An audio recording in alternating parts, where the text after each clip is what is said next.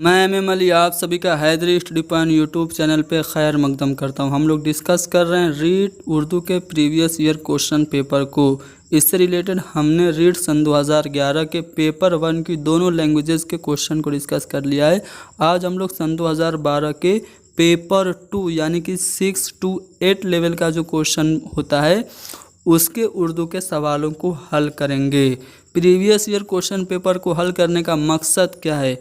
मकसद ये कि हम लोग को ये अंदाज़ा हो सके कि रीड में उर्दू के किस लेवल के क्वेश्चन पूछे जाते हैं, साल दर साल इसके लेवल में किस तरह से इंक्रीज़ होता है।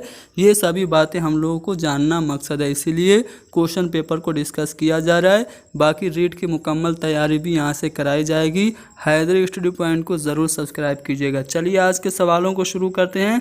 पहला सवाल जो है वो यह है कि हरूफ तहज्जी किसे कहते हैं? तो हरूफ तहज्जी को अंग्रेज़ी में अल्फ़ाबेट कहा जाता है। अल्फ़ाबेट जानते हैं ना, ए से जेड तक जो लेटर्स होते हैं वही अल्फ़ाबेट होते हैं। इसी तरह हरूफ तहज्जी भी अलिफ से ये तक के जो हरूफ हैं वो हरूफ तहज्जी कहलाएंगे।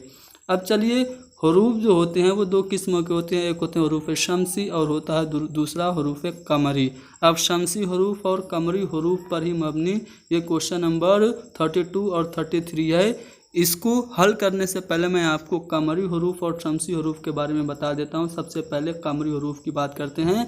तो जिस हरूफ में लाम की आवाज़ तलफ़ुज़ में ज़ाहिर होती है उसे हरूफ कमरी कहते हैं। जैसे मैं कहूँ कमरुल हुदा, तो जब मैं कमरुल हुदा लिखूँगा तो आप लोग जब इसको पढ़ेंगे तो यहाँ पे आपका अलिफ लाम जो है वो ज़ाहिर हो रहा है कमरुल हुदा, लेकिन मैं लिख रहा हूँ अशम्स। लेकिन जब मैं अशम्स लिख रहा हूँ तो यहाँ पे आप इसको अल शम्स तो नहीं पढ़ेंगे ना, अशम्स पढ़ेंगे, यानी अलिफ लाम यहाँ पे ज़ाहिर नहीं होगा। तो क्लियर हो गया होगा, जिसमें अलिफ लाम ज़ाहिर होगा वो कमरी हरूफ और जिसमें अलिफ लाम ज़ाहिर नहीं होगा वो शमसी हरूफ। कमरी हरूफों की तादाद जो है वो 14 है। कौन कौन? अलिफ बे जीम हे खे ऐन गैन फे काफ काफ मीम वाव है, और ये 14 हरूफ कमरी हैं। और इसी तरह हरूफ शमसे जिसमें अलिफ लाम ज़ाहिर न हो तो यहाँ पे ते से दाल जाल रे जे सीन शीन साद राद तो दो लाम और नून, ये सब हरूफ शमसी हैं। अब आते हैं सवालों पे। अब सवाल आप आसानी से हल कर लेंगे। चलिए, उर्दू हरूफ तहज्जी में हरूफ शमसी की तादाद कितनी है? तो मैंने बताया हरूफ कमरी भी 14 और हरूफ शमसी भी 14, तो यहाँ पे 14 हमारा ऑप्शन सही होगा। दरअसल में से कौन सा हरूफ कमरी हरूफ के ज़ैल में आता है?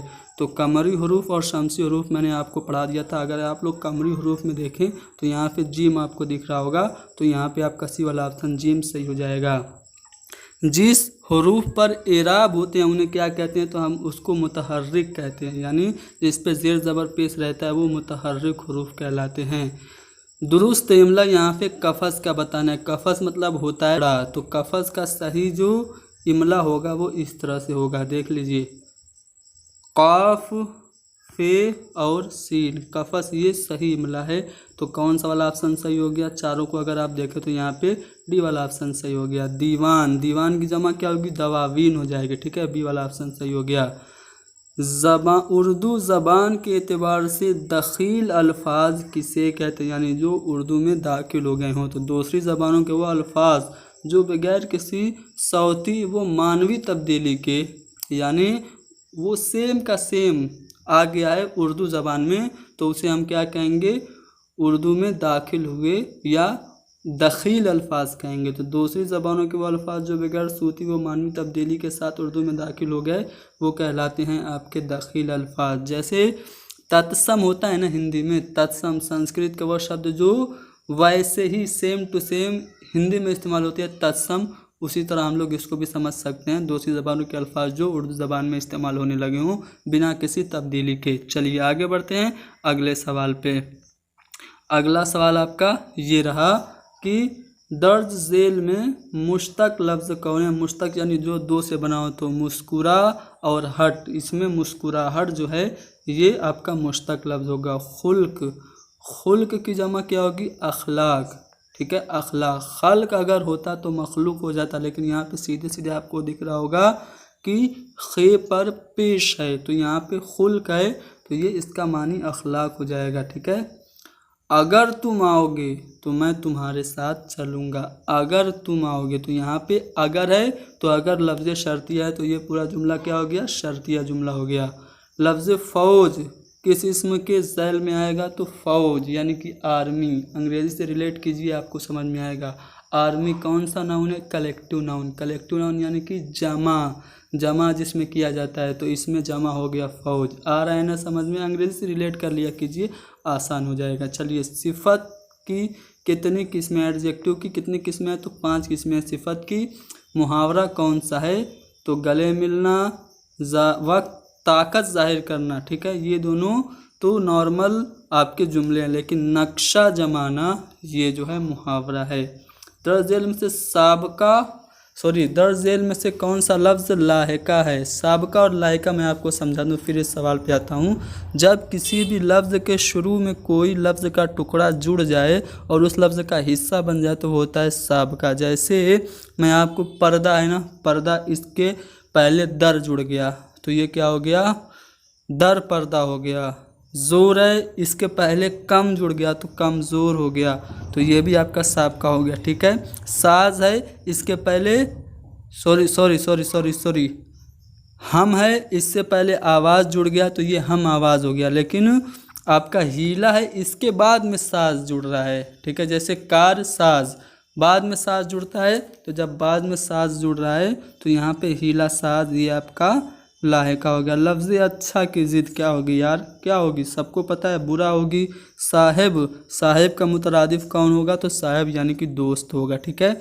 ज़माने की कितनी किस्में हैं, मैंने पिछली वीडियो में भी बताया था, 3 किस्में हैं, ठीक है। पास्ट, प्रेजेंट, फ्यूचर यानी कि माजी, हाल और मुस्तकबिल। दर्ज झेल में से कौन सा लफ्ज़ साबका के ज़िम्न में आएगा। अब देखिए यहाँ पे साबका के ज़िम्न में देखिए ज़र्फ़ है, इससे पहले कम आ गया तो ये हो गया कम ज़र्फ़, तो ये साबका हो गया, ठीक है। जा, नशीन, नशीन लफ्ज़ बाद में जुड़ा है, ठीक है। दगा, बाज, बाज लफ्ज़ बाद में जुड़ा है, तो ये दोनों तो आपके वो हो गए, लाहिका हो गए, लेकिन कम ज़र्फ़ ये साबका है।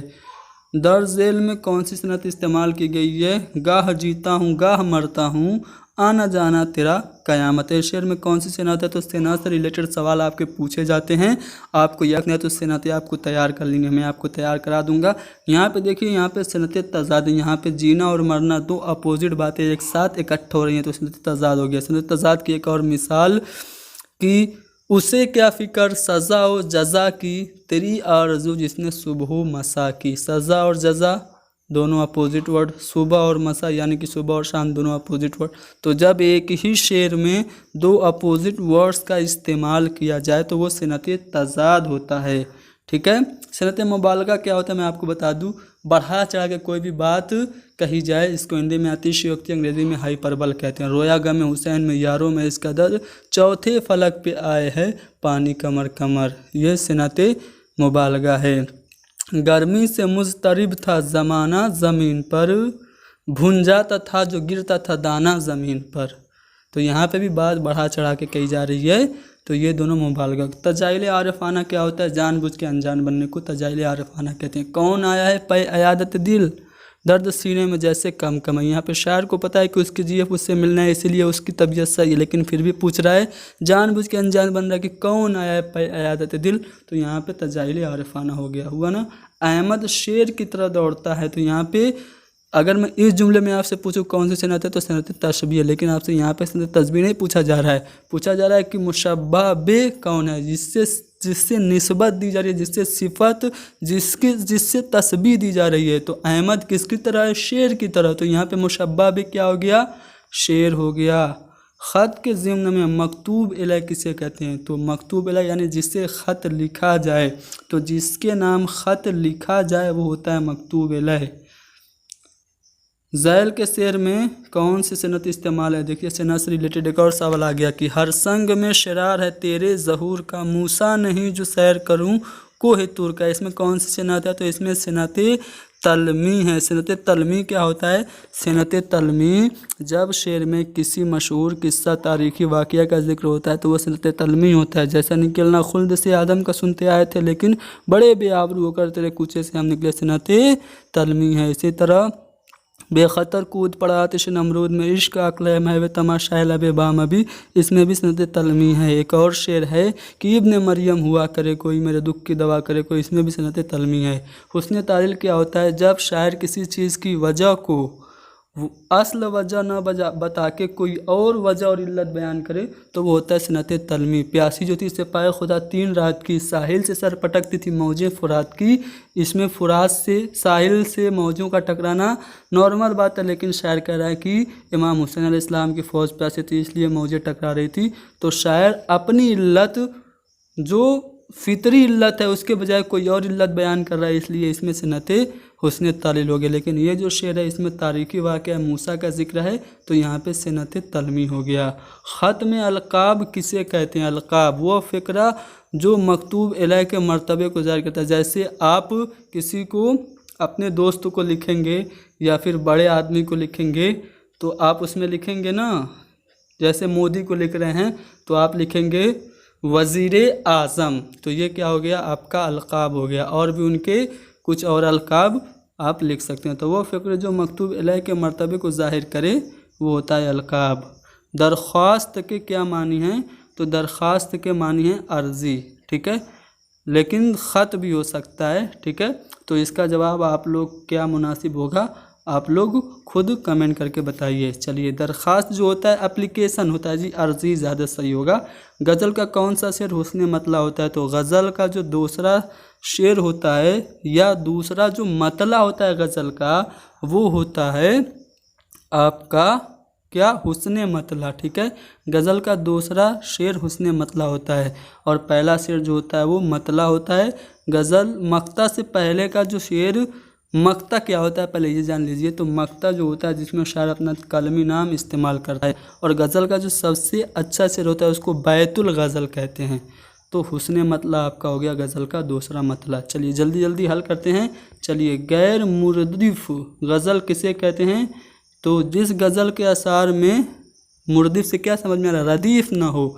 तो जिस गज़ल के अल्फाज में अशार में रदीफ़ी न हो उसको गैर मुरदिफ कहते हैं। उर्दू शायरी में नज़्म किसे कहते हैं?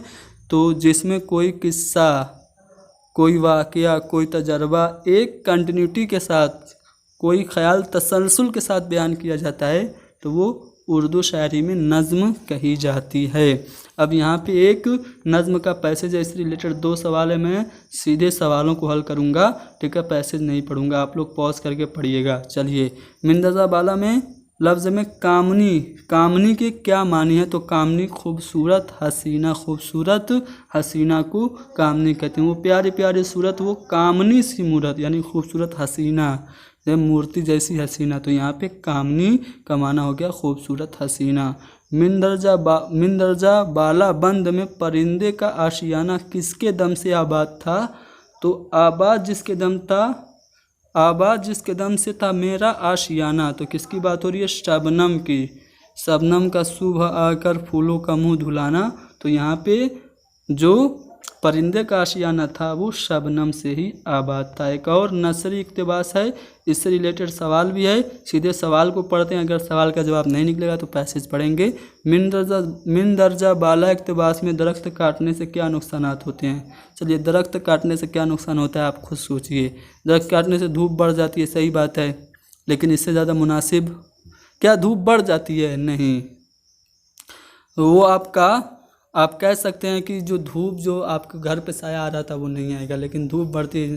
दरख्त काटने से बारिश में कमी आती है, कह सकते हैं। दरख्त काटने से फसलें नहीं उगती, ये भी कह सकते हैं। लेकिन अगर आप चौथे आसन पे जाएं तो दरख्त काटने से पैदावार में कमी होती है, सही बात है। मौसम में शिद्दत आती है और इंसानी जान और माल का नुकसान होता है। तो यहाँ पे अगर आप बिना इक्तिबास पढ़े भी इस क्वेश्चन को हल करना चाहें तो आपको समझ में आ जाएगा कि यहाँ पे चौथा वाला ऑप्शन सही है कि दरख्त काटने से पैदावार कमी होती है, मौसम में शिद्दत होती है। सही बात है, जैसे जब आपका ऑक्सीजन की मात्रा कम होती है और आपका वो बढ़ने लगता है, ऑक्सीजन जब कम होगी शिद्दत आएगी, आप कह सकते हैं। तो ज़्यादा मुनासिब जो है वो आपका डी वाला ऑप्शन है। तो उम्मीद करता हूँ क्वेश्चन पेपर मैंने हल कराया समझ में आया। समझ में आया तो वीडियो को ज़्यादा से ज़्यादा शेयर कीजिए। हैदरी स्टडी पॉइंट को सब्सक्राइब कीजिए।